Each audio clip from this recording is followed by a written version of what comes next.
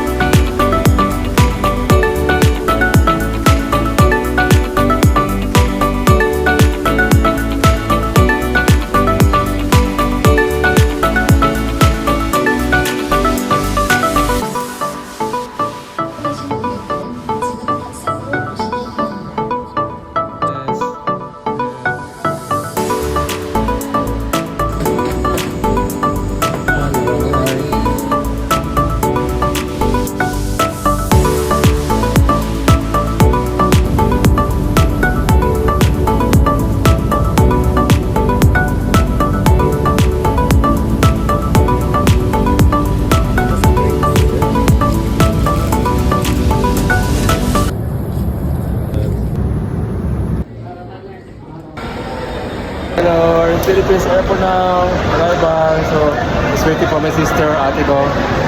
Pick upin kami.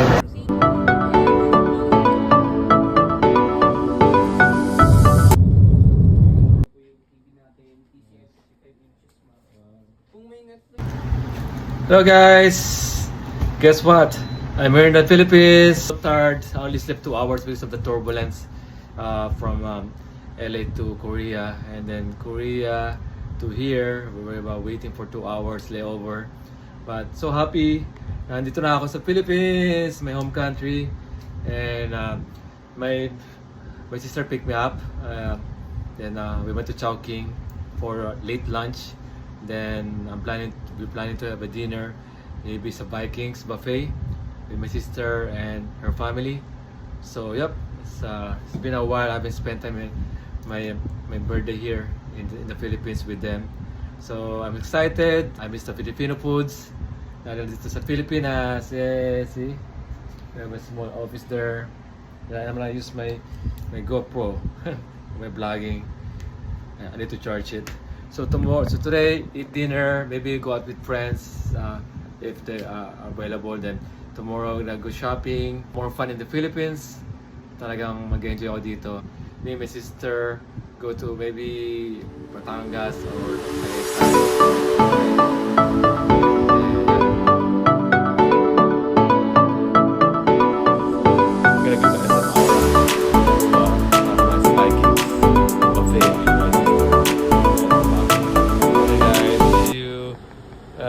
Philippines. Please like and subscribe, and please leave a comment. And yep, I'll see you later. Bye.